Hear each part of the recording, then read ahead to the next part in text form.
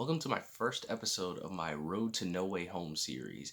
With the highly anticipated Spider Man No Way Home fast approaching, I've decided to take a trip down memory lane and rewatch and review all of the previous Spider Man live action movies that have come out in the past decade or so. That would be the Sam Raimi trilogy, the Mark Webb Amazing Spider Man duology, and the soon to be MCU Spider Man trilogy. I'm not going to be reviewing the Venom movies. They're fun, but I'm gonna stick to Spider-Man strictly with these. Um, right off the bat, uh, in Spider-Man One, it starts off with an awesome score that is iconic at this point. You hear that theme, you immediately think of Spider-Man, and it's a great way to kick off the movie and get a feel for how bombastic and heroic this film is going to be.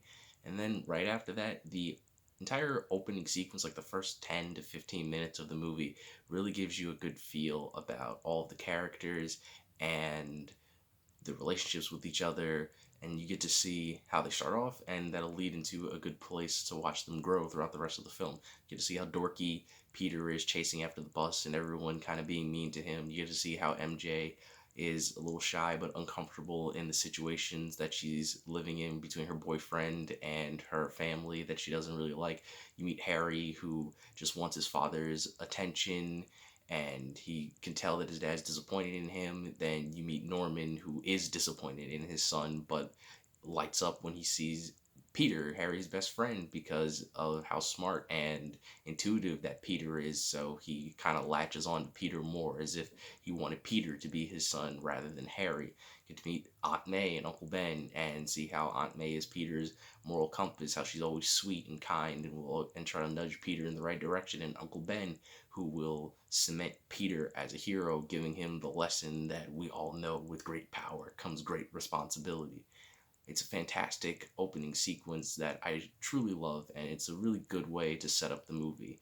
Something else that was really important that happened is that you get to see the relationship between Harry, MJ, and Peter when they go to the museum. Because when they go into the museum, the scientist in the background is describing all of Peter's abilities that he's going to get throughout the movie, except for one, which ended up being a really cute nod to Miles Morales, but the character hadn't been created yet, so it's just a weird coincidence because Peter mentions at the museum that some spiders have the ability to camouflage themselves, which one of Miles' Spider-Man abilities is that he can camouflage himself. But like I said, it's just a cute coincidence because Miles hadn't been developed at that point in time.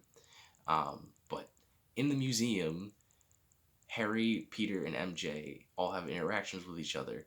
Harry is upset that Norman just recently spoke with Peter and had like all of this, interaction with each other. He showed him all this affection that he never shows him. So Harry is a little bit upset by that, and Harry is aware that Peter likes MJ, so then he goes and approaches Mary Jane and talks to her and even uses some of the knowledge that Peter had just spoken to him about to impress her. And it's just like, dude, that's your best friend. How could you do that to him? But that's kind of Harry's character, is that he doesn't know how to deal with his emotions properly. He wants his father's affection, but since he doesn't get it, he uses that pent up aggression and lashes out on the people around him, sometimes passive aggressively, like asking out MJ, or sometimes very aggressively, like later on in the movie when he lashes out at MJ after his dad switched from Norman to the Green Goblin and told him that MJ is worthless and that he shouldn't really be messing around with her and that he should just drop her as soon as he's done with whatever he needs. And Harry didn't really stand up for her because he still wants his dad's approval, which he felt MJ wasn't giving to her. At the back to the museum though, I really enjoy how they deliver Peter's abilities. I like the fact that the story is still happening with the characters, that's what your main focus is, but if you pay attention to the background, you get all of his abilities before they're shown in the movie. You learn about his super strength, you learn about his wall crawling abilities, you learn about how he can jump really far, how he can swing, how strong his webs are going to be, all from the scientist describing all of the genetically enhanced spiders as they go through. And Peter and MJ's interaction, this is the first time that MJ really sees Peter because he tries to, be a little bit more confident. He takes a couple pictures of her for the school newspaper, and that's really the first instance where MJ and Peter become close. And then as the movie progresses, things escalate from there. From the first scene where MJ didn't really see Peter, she kind of just shied away from looking at him when he got on the bus, to at the end of the movie where she finally confesses her love to her, because throughout the movie you notice that the two of them get closer and closer to each other as time goes on, without her knowing that he's Spider-Man, of course. But at the end of the day, that didn't really matter because MJ always loved Peter the way that he always loved her, and I thought that was a really well executed social acting cues, I should say, between the two actors.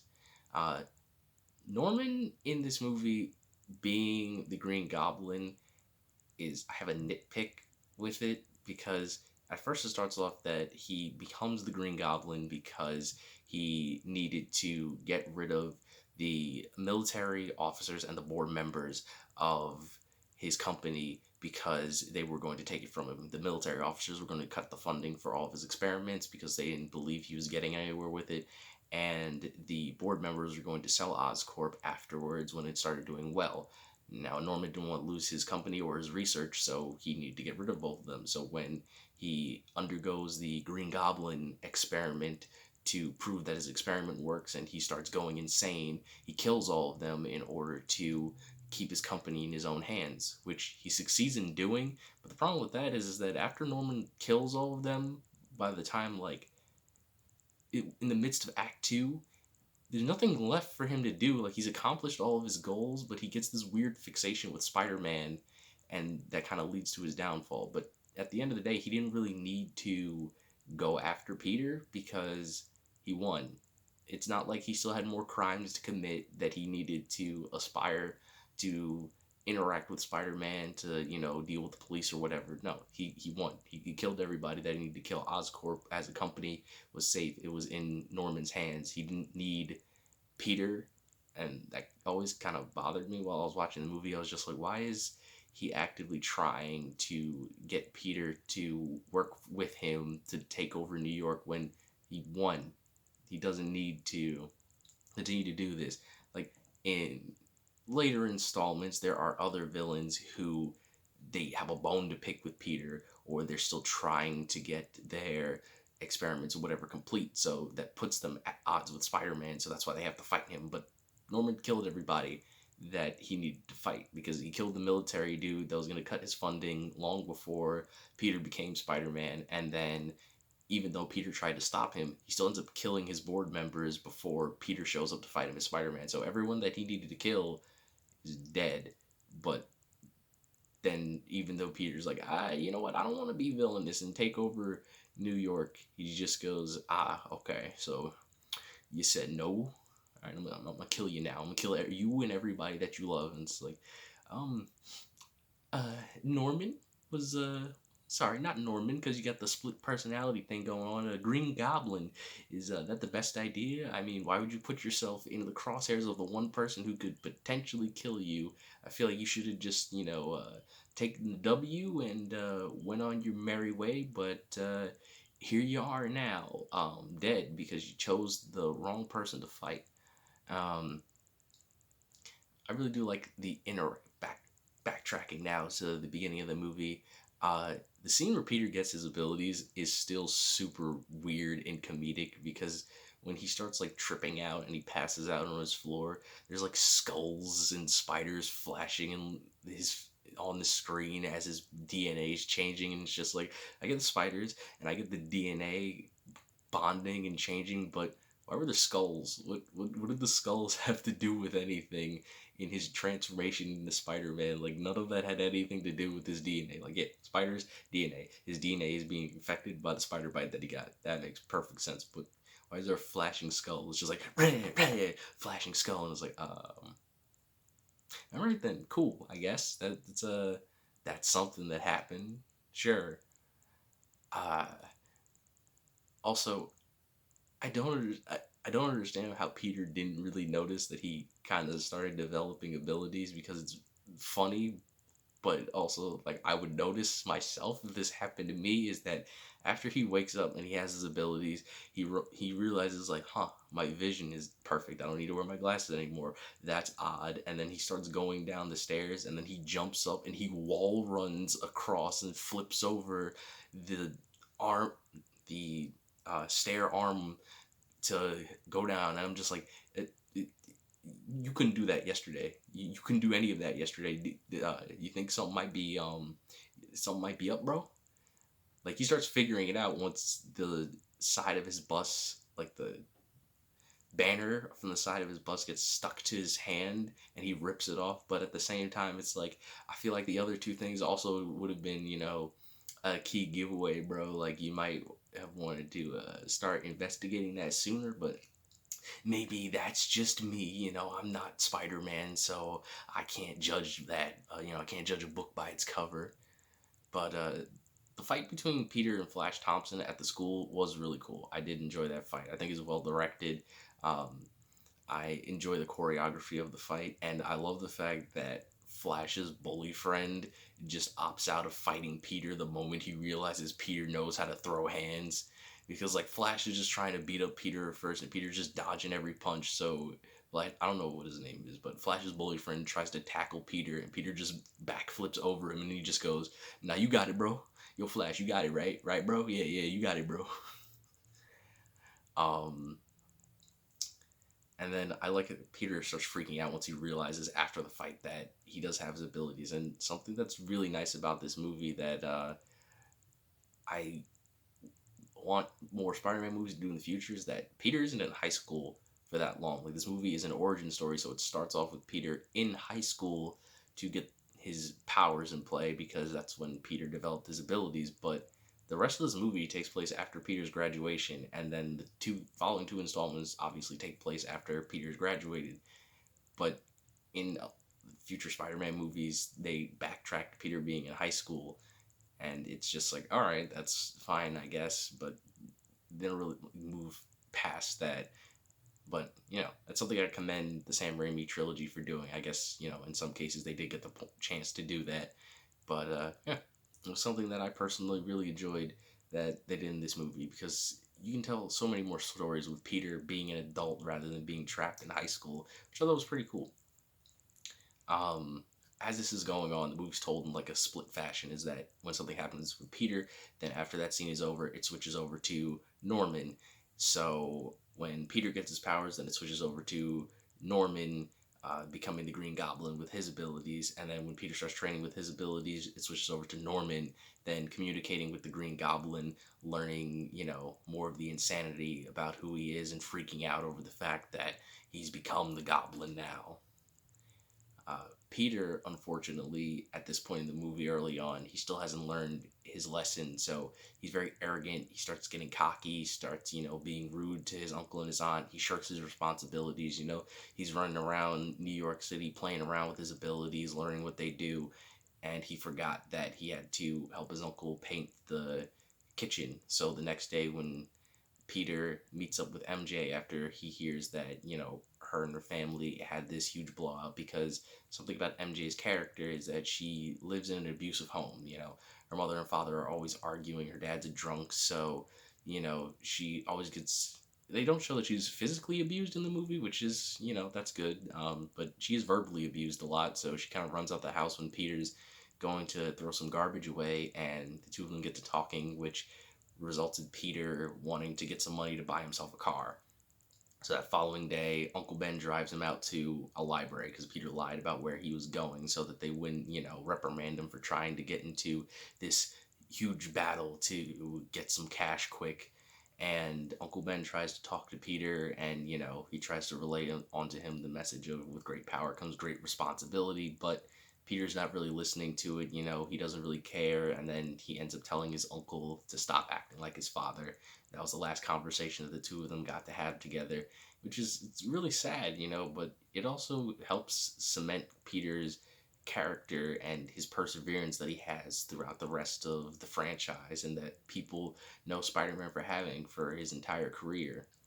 But before that happens, we get to see the cool introduction to, Peter as Spider-Man. I always really liked the costume that he had at the wrestling arena, like the long shirt with like the spider on it and the blue pants with like the sneakers and the stupid ski mask with the opening right here. I really like that suit. It looks really cool. I remember I forgot it might have just been the original Spider-Man game that came out, but I do remember I really enjoyed wearing that suit, or it might have been one of the Amazing Spider-Man games. But the point is, I remember playing around with that suit when I had the ability to in one of the previous Spider-Man games that came out because I always thought it was pretty cool. Um, but I love how Peter gets his name as Spider-Man. Is that because Peter's still a huge nerd? He originally wanted to call himself the Human Spider, and then right when he's about to go wrestle, the commentator is like, "What? That's a stupid name," and then he just gives him the name the Amazing Spider-Man instead. I thought that was fantastic. I always loved that. It's so campy and funny, which is something this movie does really well. It's got a ton of camp. It's very vibrant. New York itself, like the direction that Sam Raimi took in the movie, it's extremely vibrant. It has a lot of color and it's very personable because you get to see all of the people in New York, which is showcased here in this wrestling arena, is that it's not just the fight between Spider-Man and Bonesaw in the ring. You got the commentator. You got Bonesaw's wrestling team, all of his wrestling girls that are there. You have all of his fans in the stands. They're throwing stuff at Peter. They're sawing their arms with the fake saws that they made for the event. You get to see all the people of New York and how they react. And then when Peter inevitably beats Bonesaw in the fight, they all get super hyped over the fact that he won, and everyone's cheering Spider-Man and everything like that. It's really awesome because Sam Raimi does something that I think a lot of superhero movies miss out on, and that's people. You don't really get to see the people that the hero is protecting because it's not important. They just get saved. They're more of a product of the event. It's like, oh, a crime has to happen and a superhero has to save people because, that's what superheroes do, but it misses the heart and core of that, which I think Sam Raimi gets done really well. He understands that people are, people, they have their own lives that they need to go through, and that showcasing that really builds up the heart of what it means to be a superhero. So when Peter saves somebody, you don't just think, oh, he saved some random person. No, you're like, oh, he saved a fellow New Yorker, someone that he cares about because that's his city, that's where he lives, that's the people he cares about. And I think Sam Raimi does that really well. And I haven't really seen it done again recently until I want to say Superman and Lois, the new show that's on HBO Max. I think that show kind of got that point across a little bit well. In in the future of the movie as it progresses is that since Peter doesn't get paid by the wrestling monitor or whatever the hell you call a guy who runs a WWE-esque wrestling arena, he gyps Peter on his money. He only wants to give him $100 because you were supposed to survive 3 minutes in the ring with Bonesaw, but Peter was able to knock him out in a minute and a half or whatever, so he doesn't want to pay him the full amount of money that he owes him. So when he gets robbed a few seconds later, Peter lets him go, and that choice inevitably leads to Uncle Ben's death. And then Peter goes on a rampage, which I, I know that in the future of the Sam Raimi trilogy, that Sandman ends up being the person that accidentally kills Uncle Ben, but I still don't like the fact that Peter, granted, he didn't push him out the window, leads to the death of the guy that he originally thought killed Uncle Ben. Because granted, that doesn't really, bring him closure or anything. He still learns the lesson that he needs to learn, but it feels wrong to me that Peter has some sense of closure from vengeance. Like, the guy who killed his uncle is dead. Although that doesn't make it feel any better, it's still kind of like that. That I don't know. It just doesn't sit right with me. Because like that's the equivalent of if Batman killed Joe Chill, or if like he heard that Joe Chill got shot in the head, and it's just like right after his parents died, like his parents were murdered, and then the cops showed up and shot Joe Chill. Like he would still feel like crime isn't fair because his parents were killed, but at the same time it just kind of diminishes the feeling in my eyes of the fact that they did get some form of closure over the fact that his parent's killer is gone. And that's how I feel here with the, at least in Spider-Man 1, because Peter doesn't know that Sandman is the person that killed Uncle Ben yet, but that's something that happens later on, which, by the way, I do enjoy that, but I'll get more into that when I get to Spider-Man 3. Um, but following those events after Uncle Ben's death, Peter, he doesn't really feel like himself because he blames himself for Uncle Ben's death. So Aunt May reassures him of, how his feelings are, and we get a really nice montage of Peter being Spider-Man. And I really like this montage. You don't really get to see the suit in full. Like, Peter's always in motion. You don't get to see a solid shot of the suit when he's going through this montage, which I thought was really nice. Like, Peter's just zipping around doing this thing as Spider-Man. And, since Aunt May reassured him that, despite their differences, him and Uncle Ben were always squared away, that Uncle Ben knew that Peter was a good man, that he always become a great man. And I really enjoyed that.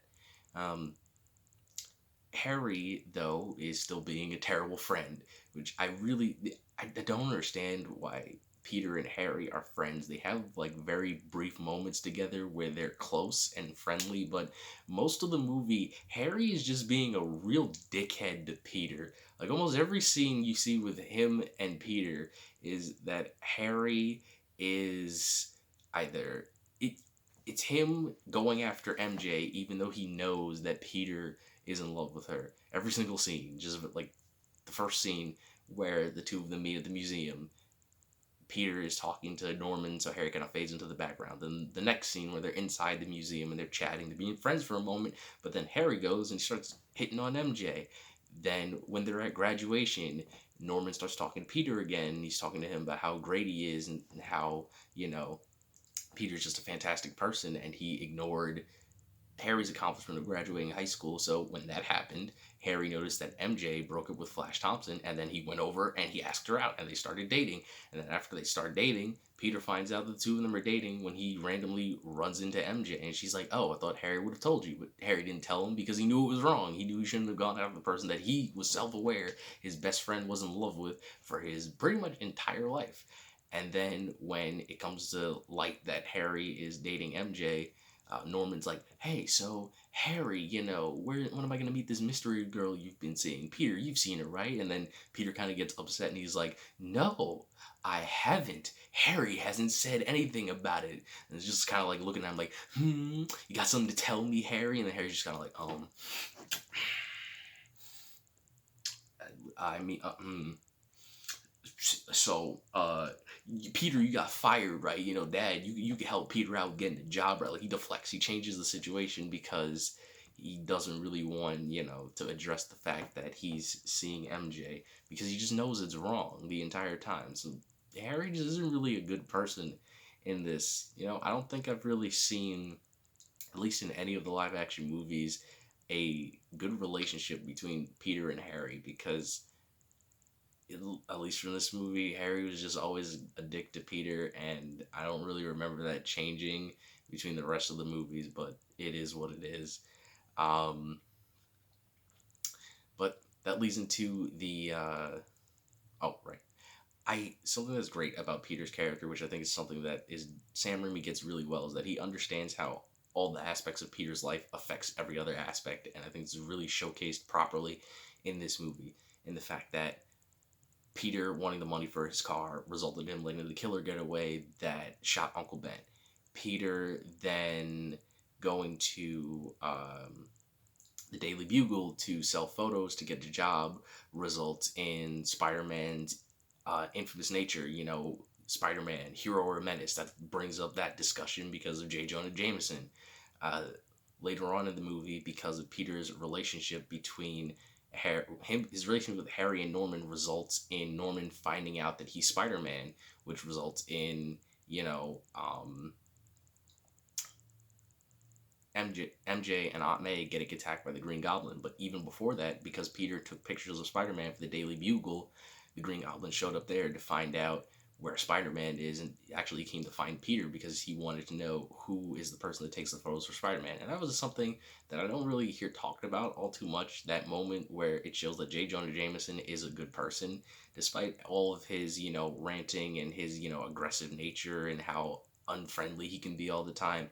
When push came to shove, J. Jonah Jameson was a hero because when Green Goblin grabbed him and he's asking him where Peter was, he immediately lied and deflected. He was like, I don't know what you're talking about. The guy who sends the Spider-Man pics, he does it all by mail. I've never met him in person. I can't find the guy even if you want him to, which I thought was really cool. It's something that I really did enjoy about his performance as J. Jonah Jameson. He had that one moment of civility where you got to see that Jonah isn't all that bad, even though, he can be a jerk like 23/6 of the time. But that last bit, that last little nugget, that's where he gets to be a really good person. And also, I love how goofy the Green Goblin is.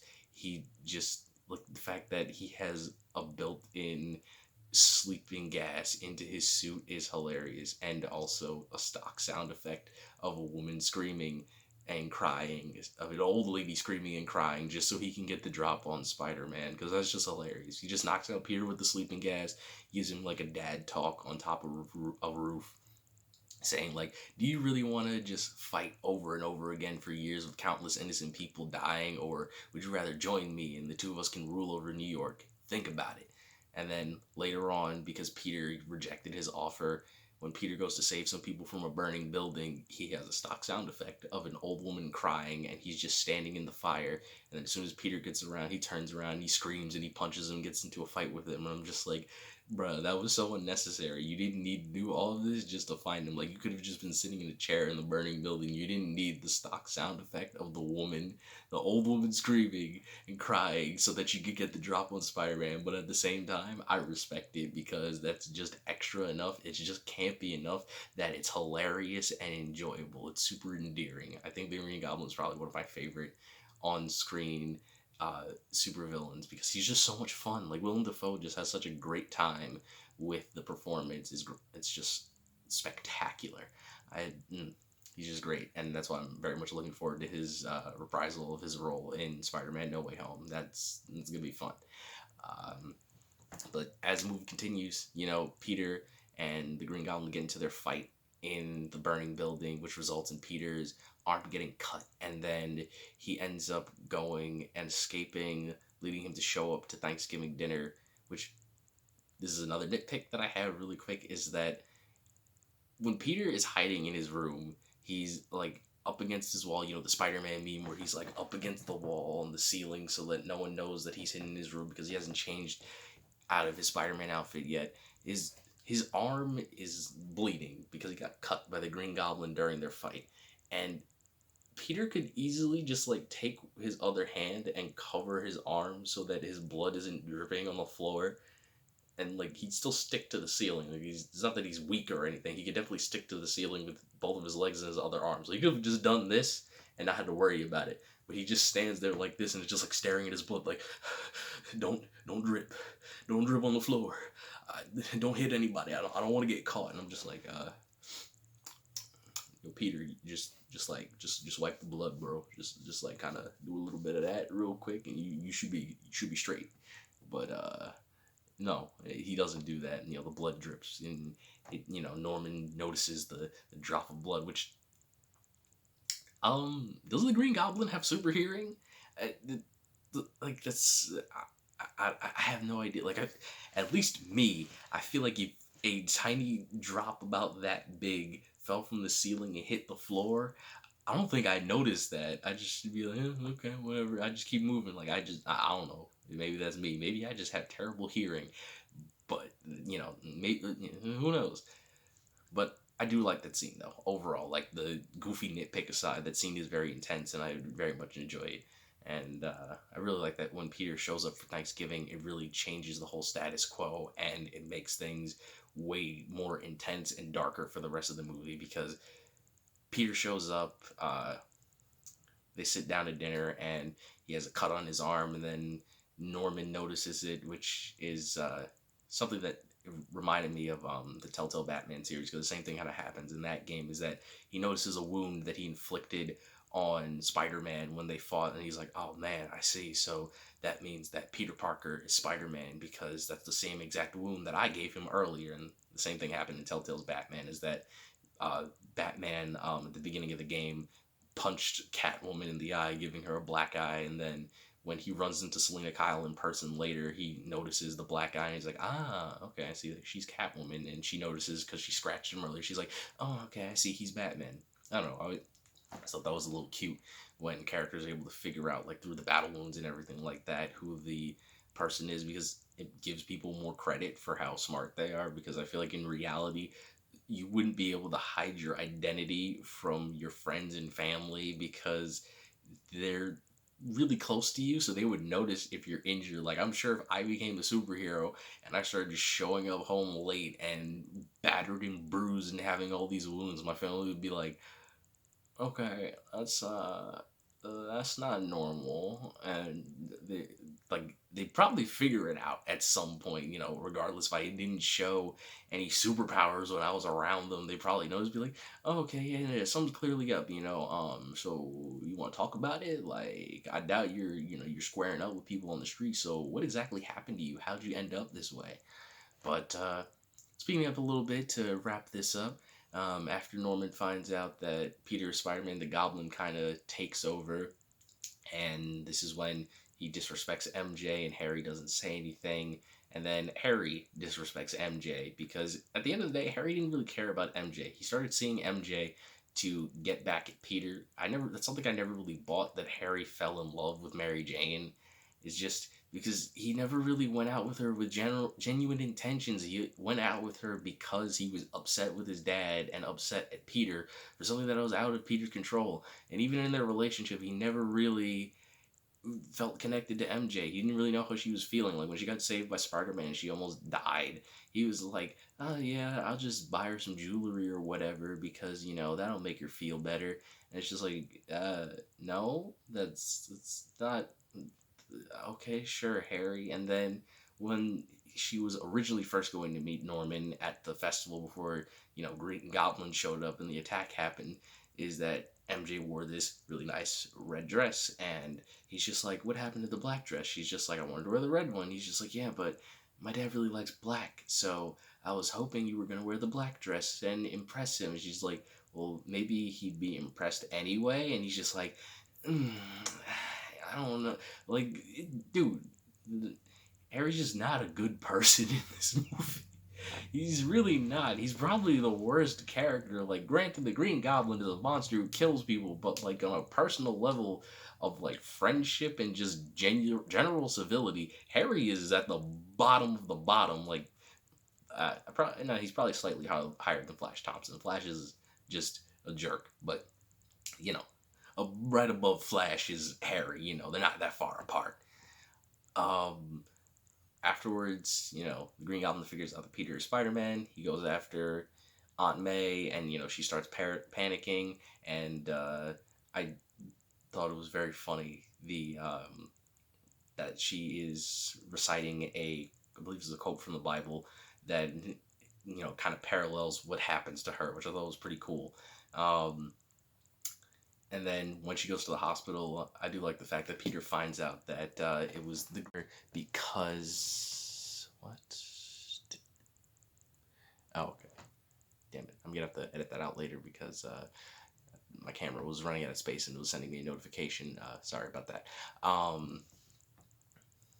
But at the end of the day, it did result in Peter finding out that the Green Goblin attacked her, and I do like the fact that Aunt May tells Peter that everyone knows that he loves MJ, which, I mean, he doesn't know that Norman is the Green Goblin yet, but I just find it funny that Peter immediately panicked and was like, "Oh my god, if my Aunt May figured out I'm in love with MJ, then the supervillain who knows my secret identity probably knows." And I'm like, okay, sure, I guess.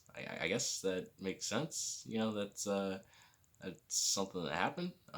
Sure. I mean, if yeah, I mean, I suppose it makes sense because he did figure out that Aunt May was, Peter's aunt and was able to attack her, once he figured out his identity. So I guess it does work in that regard. But no, nevertheless, leads to the final act of the movie, which was very fun. I love this. The Green Goblin speech on the bridge when he's holding MJ and I always forget what they're called. The tram, not the tram, whatever. The giant metal box filled with all of the screaming children in it. He's just like, this is why being a hero sucks. Pretty much is that one day some sadistic maniac is gonna bring up the choice of save the woman you love or suffer the little children. That's ooh, that quote is just so good. It's so much fun. So obviously Peter, he jumps to save both MJ and the kids, and this is where I really like seeing Spider-Man's perseverance, is that he's fighting back the Green Goblin, trying to keep both of them, MJ and the kids, safe, which I thought was really good. And the only reason Peter was able to win that fight, the only reason no one died, is because the people of New York helped them. The people on the barge sailed over their boat so that Peter could drop the container with the kids and MJ on it. The people on the bridge started throwing trash and everything at the Green Goblin so that he would stay away from Spider-Man while he was trying to let them be safe. And I really like the line of, if you mess with Spider-Man, you mess with all of us. I really like that. It was really good. Which, again, Sam Raimi nails the people of New York City. Like, I really feel like these people are worth saving because of all the little moments that he showcased them in the movie. Also, quick sidetrack, really quick. I love the fact that the one Stan Lee cameo that he has in this movie is him saving a little kid. I thought that was really cool. But anyway, I digress. Back to the end of the movie. The final confrontation between Green Goblin and Spider-Man is brutal. I love it. It feels 100% real. These like real people fighting for their lives, and I love it. Unfortunately, obviously, it ends with Norman's death, and he burdens Peter by telling him to not tell Harry that he was the Green Goblin. So Peter, he frees Norman after their battle from the rubble, and he wraps him up in a blanket without the Green Goblin costume and brings him home. And Harry sees that Peter, as Spider-Man, dropped him off. So now all of Harry's pent-up emotions of never being able to please his father are now focused on Spider-Man, and now he's directed all of his hatred towards Spider-Man. And the movie ends fantastically. Peter, he chooses his responsibility over his love for MJ. After she confesses to him, he tells her, I want to so bad, but the two of us can only be friends. That's all I can offer to you right now. And it kind of breaks her heart.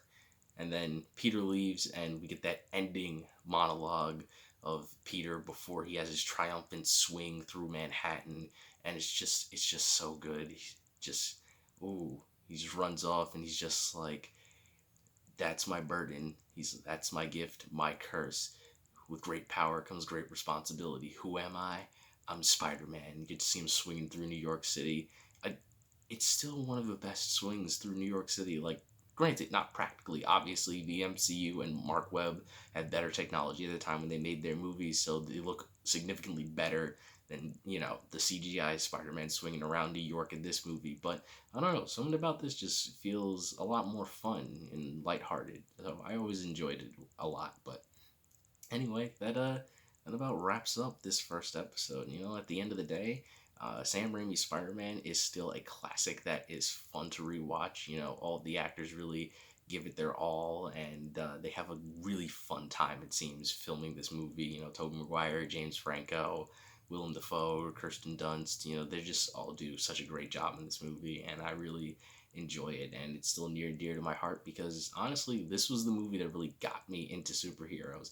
Is that after I saw this movie, that's what really sent me down the fast track of liking comics and cementing Spider-Man as my number 2 favorite superhero, right underneath Batman and right above the Flash. So yeah, I think that wraps up this first installment. Next week I will be doing a video on Sam Raimi's Spider-Man number 2 in the Road to No Way Home series. So if you enjoyed the video, hit the like button and subscribe, turn on notifications, and remember, people, you're innocent until proven villainous.